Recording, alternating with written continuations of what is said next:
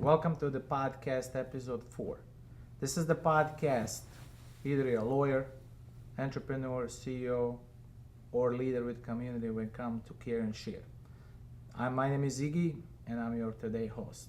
Today we have a really special guest, a special character, Michael Ferrara. Thank you and welcome to the show. Thanks for having me today, Igor. And I know you drove all the way down from Tampa, Mm-hmm. besides heavy traffic. Mm-hmm. Thank you so much. You're welcome. Yes.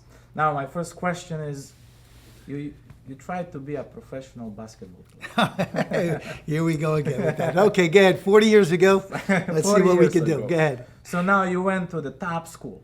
Yes. You used to work for one top to the broker. Mm-hmm. And then you got injured. And No, I got injured before I was working you for the got brokers. injured before. Yeah. Okay.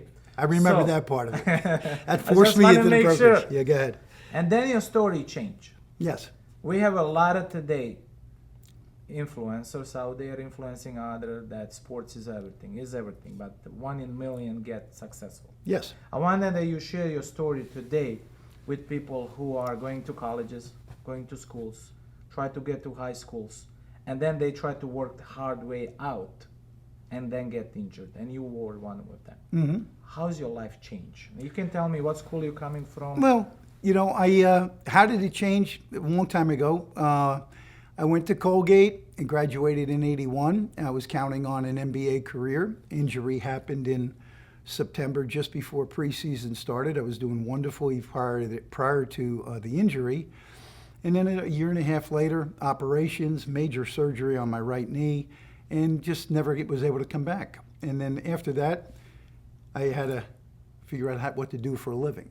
And that was, like most people that are counting on that, you're sitting there going, okay, but fortunately I went to Colgate. Fortunately, I also went to Wharton afterwards, and I had an education. So what I did is, I did what most people did, is I went to the market, because that's where a lot of the players go, and it's good money, it's a good career, and went into investment banking and entrepreneurship, and that's what I've been doing for 40 years. So that's how it's happened. You've been a broker, stockbroker, right? No, I was in investment banking. I was Investment I was a Southeast liaison for the investment banking team for CIBC Oppenheimer out of the Southeast. Working with the From high-end from clientele. '97 till about 2002. So you saw a lot of market Yeah, crash, I took a lot of. I helped. I changes. was working with the investment banking team, and what they did is they picked 6 people in the United States to work with the CIBC investment banking team out of New York, because they were taking a lot of companies public around the country.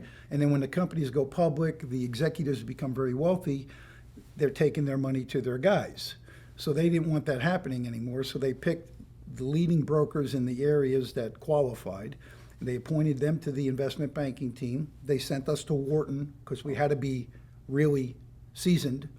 And then what we would do is, as they would take companies public or do a secondary offering in the Southeast United States, they would bring me in through the process. I would assist during that process. The company would go public or secondary, and then I would have developed the relationships with all the executives over that month or two, Oh wow. so that when they get the big money, I'm now their guy. Okay. So that was the CIBC plan. Okay, that was the structure. That was the structure, and they didn't want to lose all that new capital Got it. that people got. Yeah. So that's what I was doing until I left in 2002. So now the reason I wanted your story. So now you thought about the reason why there's a lot of audience young or they don't know what to do with their life. And I wanted Yes. each and every CEO, every professional basketball who either made it or not made it. It's a lot of ups and downs in our life, and we have to learn. Mhm. So now, totally supposed to become professional player, then you start to getting investment banking. Now you're ending up doing one of the really great and product that could change the world. Yeah. It's a Mag7. Yes. Can you tell us a little bit inside what is the Mag7 is all about? What is your partnership with them? What is your role as a part of that? Well, basically, Mag7 it's a company we've been around as a company for about 6 years. Okay. But about 4 years ago, when we were consulting in another company in wind turbines, I happened to meet a gentleman who was in the battery business, because we were looking for some battery backup in wind turbines. And once again, business is relationships, Yeah, as you know. that's what it Okay, is. everything's relationships. Yes, it is. So he and I worked together on that. We developed a nice relationship. Nothing came of it. We didn't develop, but he had an interesting battery situation going on. It was about 5 years ago this happened. And what happened is nothing came of it, but he and I continued to talk after that and just stayed in touch.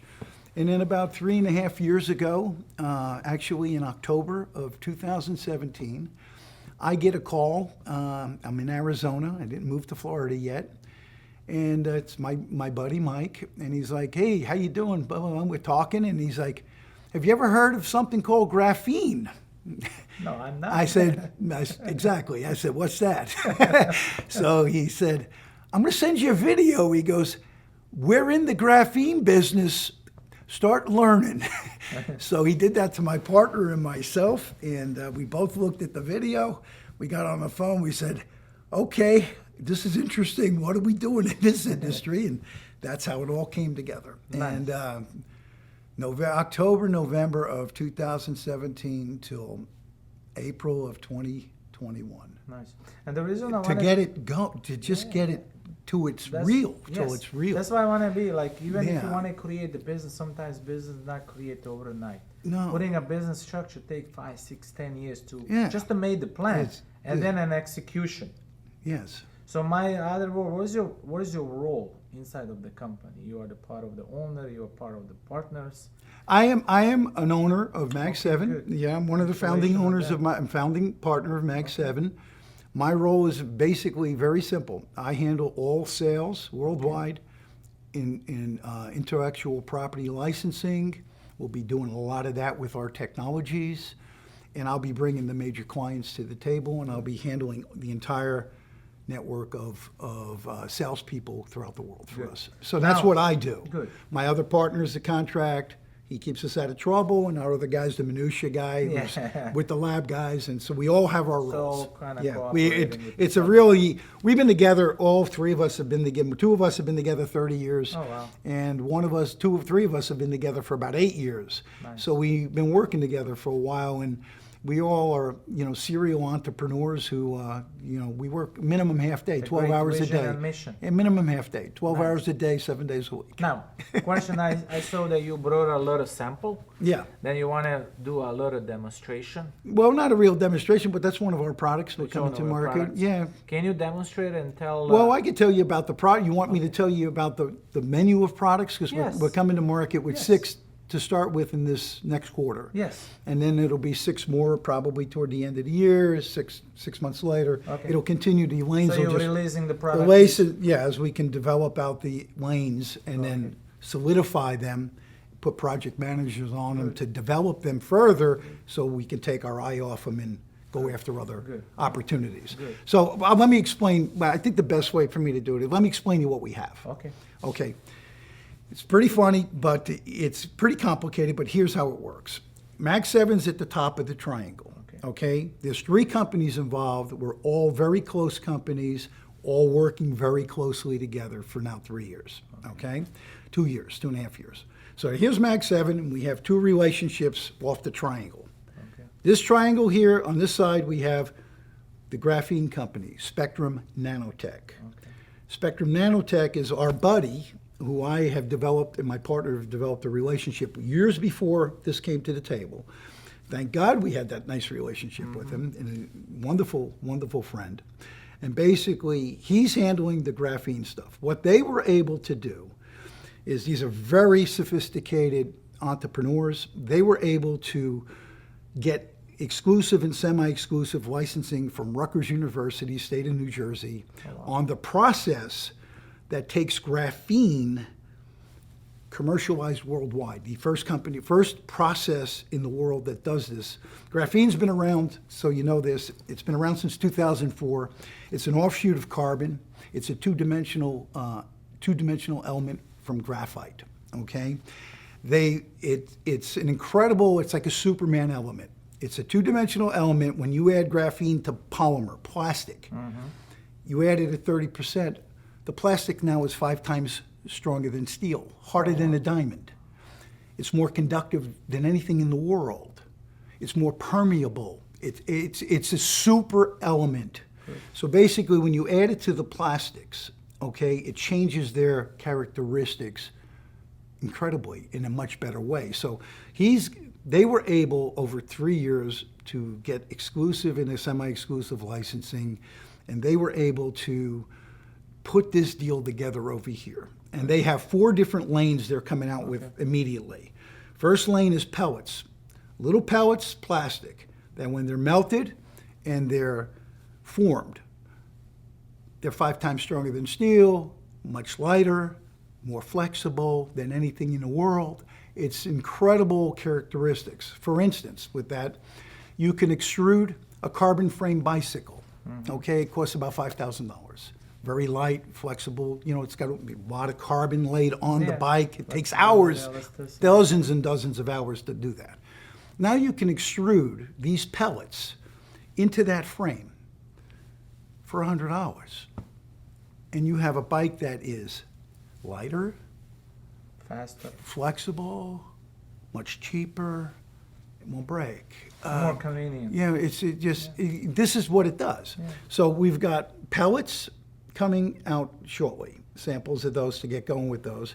They're going to have void fill, which is a new graphene foam that takes care of the trenching on highways where the fiber optics, one-tenth the cost of what it's currently being used on highway building and stuff. Yes.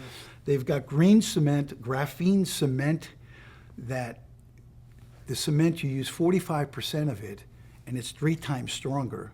And I mean, this is what this kind of stuff does. And then they also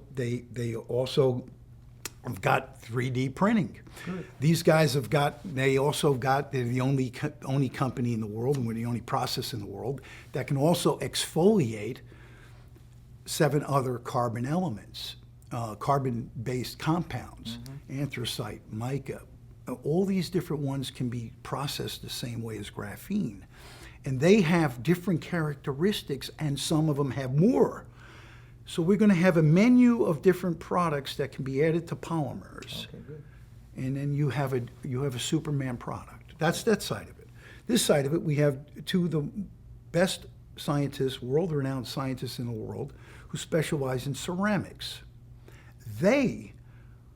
We have an exclusive license with them now, too. This one's a 20-year, this is a 10-year. They're working out of our lab in Medford, Oregon, inventing stuff like I have here. These guys have invented in their career 35 different patents they're responsible for through industry. They put the coating on the Orion rocket. They put the coating on the F-35 fighter jet. They put the coating on the Tesla truck that just came out. Rust-Oleum, Durazane. They've done all this stuff. Basically, now they are working with us. They went solo and left corporate America, and they wanted to be on their own. We were able to develop, my partner was able to develop a great relationship with them, my 2 partners, helped them get into business, and now they work with us, developing incredible breakthrough products with graphene and ceramic. That's the 2 sides of our company.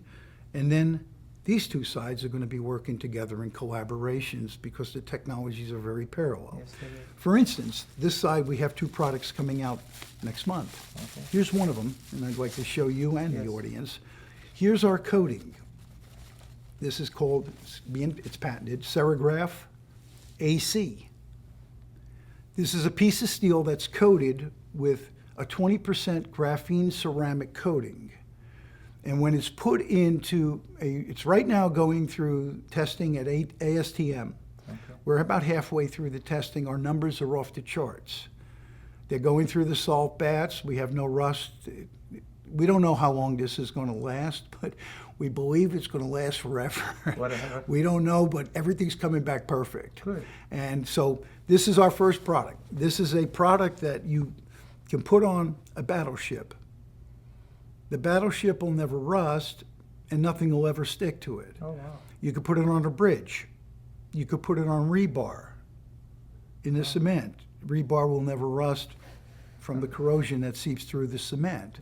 So this is our first product. This is one of our sample pieces to be able to show people, ask what it looks like. And then the second thing we're coming out with, and we have that now, it's all being patented right now as we speak, basically is we have our graphene ceramic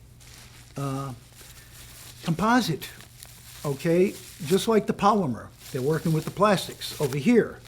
We're working with the ceramic over here. Toilet bowl, plates, that's ceramic. Very brittle, very hard, protects heat, but very brittle. Now you add the graphene to it.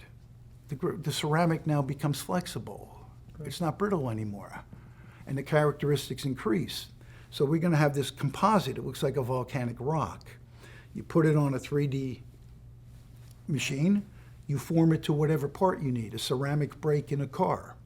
Your ceramic brakes, they have to be replaced every 30,000 miles. Now with the graphene ceramic brakes, maybe 300,000 miles. Oh, wow. The little bolt on the F-35 fighter that costs $10,000 that's made out of ceramic because it has to shed the heat. It has to repel the heat. Nice. Okay? Now you make it as, you have to replace that every 14 hours of flight. Now you replace it every 400 hours of flight. So now, So this is where we're going with what we're doing. These are our first 6 lanes. okay. Once we develop these out, we get it's wrong. We've got people waiting for a year they Oh, can't yeah, wait it for takes this time. stuff. So it's coming out now. Good, So once they get going and we get project managers on them, then we move to 6 other technologies that we can change. So we're just going to be disrupting the industry. the market. Yeah, this is a legacy project, and it's a very disruptive project. It's really interesting to learn something I Yeah. don't know so much. I know you've been probably on this. My last question would be to you as a guest. If somebody wants to go there and create any type of career, sports career, and you come through everything, what one of the piece of advice you can give to the younger audience, younger generations who become a transformational leadership? Well, I'll tell you, you asked me that question, and I'm thinking about that. I've been thinking about that for a couple of days, actually, when we discussed that possibility, asking me that. But I think what sports, I like sports because when you compete in sports at a very high level, and you're shooting for something high, and you're a young guy or a young girl, you spend 10 years, and all you do is you see that end game, and you have to work perfectly, practice to get there. And you got to give up a lot to do that. And you have to have the same focus when you're putting a business like this together.